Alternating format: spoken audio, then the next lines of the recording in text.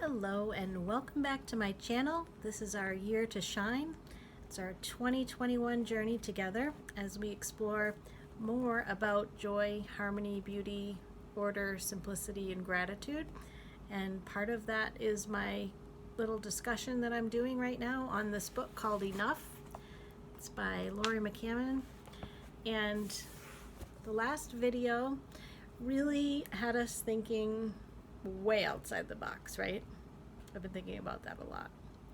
And today's topic is along those same lines. Some of the things that I said, just my own personal thoughts in that last video about how my belief anyway is that it's the law of attraction. If you want a lot of something, it's gonna come to you. If you don't want a lot of something and you put your attention on it, then that's gonna come to you too. So it really is about your intention and your attention on things.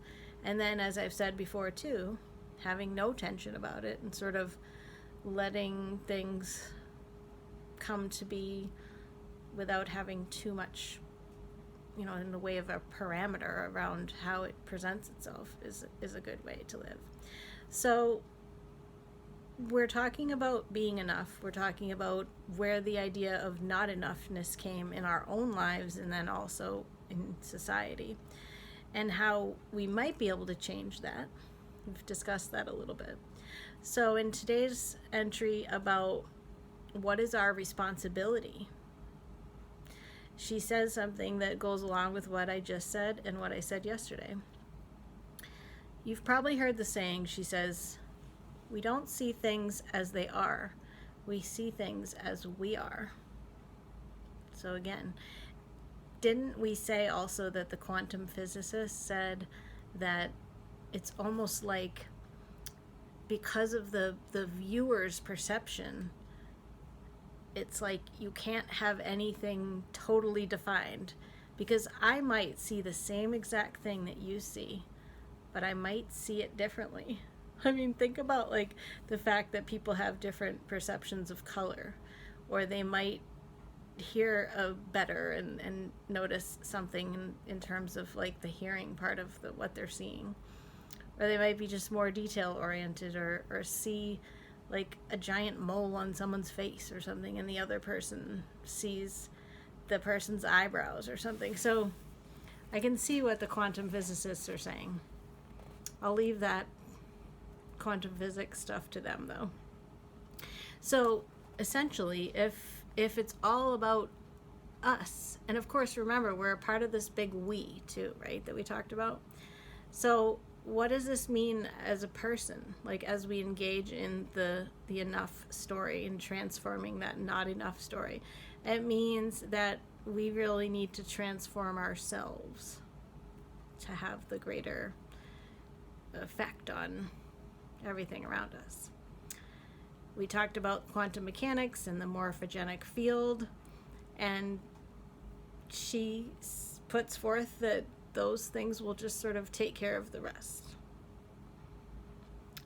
We do not advance as individuals,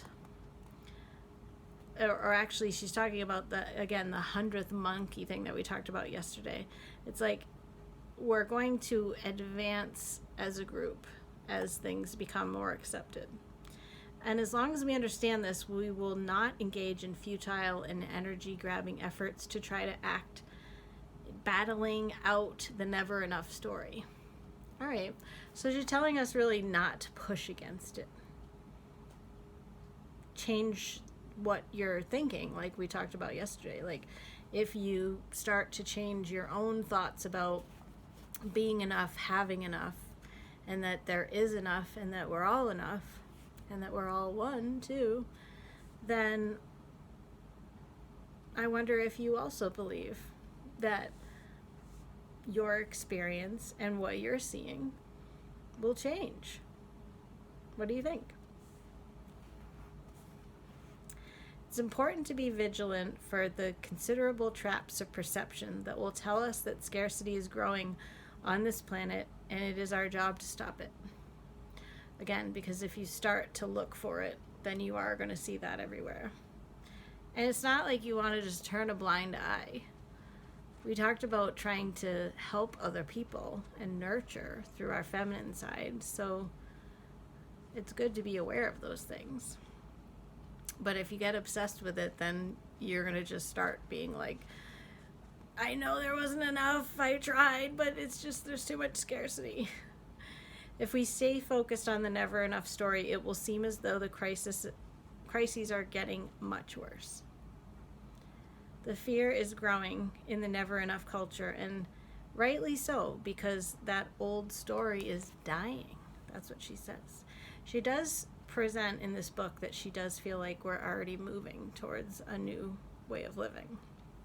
So what are some things we can do?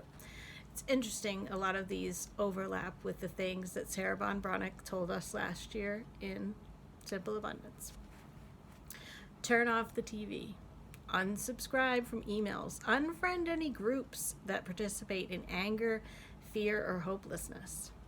Participate in ceremonies and wisdom circles where you can safely purge your pain, disappointment, sadness, and rage, and help to purge humanity's collective pain, disappointment, sadness, and rage. Shield yourself from anything or anyone who causes negativity to root or grow within you. And that can be hard, especially if it's someone that's like your coworker next to you or a family member that you have to see. Yeah. It does say shield yourself, though.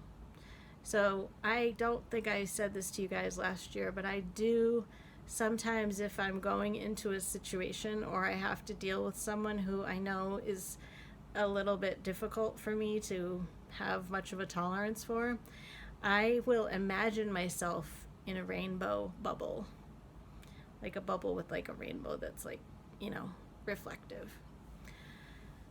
And it works for the most part. I blew up at a family member a few years ago, and I had tried and tried and tried with my rainbow bubble. And it was like this family member was just like throwing daggers at it. And by day number 3, I just, like, my bubble burst, and then I just had this huge like outpouring of stuff that you probably never want to really say ever. And maybe that was about me trying to suppress all those things with the rainbow bubble. I don't know, but shielding yourself in however you can. And maybe what I should have been doing, like what Laurie said earlier, is like participate in ceremonies and things that like where you're purging the rage and stuff like that. So like, I guess if I had taken the time away from this family member during this trip we were together, I could have like gone and like screamed off a mountainside or something like that and like let it out in another way instead of letting it explode. Anyway, enough about me. Work on dissolving any patterns that tend to seduce you back into the old scripts, like the drama and the obligations, codependence, martyrdom, and victimhood. That takes a lot of self-reflection. And maybe you can enlist somebody in your life to help you. You know how they have the swear jars and things like that it's like you have to be accountable and then you put a quarter in or whatever. Maybe you need help when somebody says, hey, this is your old victim story. Yeah. We talked about wearing a bracelet too, right? For if you were trying to not complain. So you could do something like that, like wear your bracelet and then you have to cut it off if you start going into that story again, and then start fresh with another bracelet, or however you could do it. You do not need to take in the fear or experience the pain any longer. Keep your perception expanded in alignment with the enough world that you do want. Notice and contribute love, beauty, connection, wisdom, gratitude, and belonging wherever you can. Isn't that beautiful? That's very Simple Abundant-esque. Find others with whom you share the resonance of the new story too. I can appreciate that because a couple of years ago, I was with some acquaintances who I enjoyed their company, but I started to notice that the more I spent time with them, the more I it was just this negative talk, and they were so stuck in this place in their lives that I didn't want to be. And so it was becoming very apparent that my involvement in spending time with some of these women was very much wrapped in my own feeling of like I didn't want to perpetuate this story that it seemed like whenever we got together there was the same talk, the same complaints, you know, all these similar life issues that like I was trying to better myself with. But as soon as I got into that environment, then I was sort of sucked into that old story. So sometimes it's a matter of really noticing those things and having to make difficult decisions, or you can put yourself in those situations and be the one shining light and turning things around if everybody's complaining, and maybe you have something positive to say. I don't know. If they're really stuck on being that way, then you're probably just going to annoy them if you do that. My personal feeling is I sometimes just remove myself from situations or groups of people. As difficult as it is, sometimes I do. I just say I'm busy or just stay away. So that is a lot of what we talked about last year, is really having some boundaries, and then looking at the enough story is really intertwined with simple abundance, because we did have our simple abundance last year, our year, simple abundance year, and it was about the gratitude. It was about noticing the things around you and how much you actually had. And so there was a lot of enough. There was a lot of enough in simple abundance. So I'm glad this is tying in well. And definitely let me know how it may be resonating with you, or maybe you're hating it and you're ready for me to be done with this book. I'm more than halfway through it. So like I said, I don't intend to spend a really, really long time on it, but there have been a lot of things to say, and I think we're pretty much to the point of, we've talked about the fact that there's this not enough story, and we've questioned it, and we're getting into the enough. Like, now this is our first step of like, what are we going to do to start living in the enough way?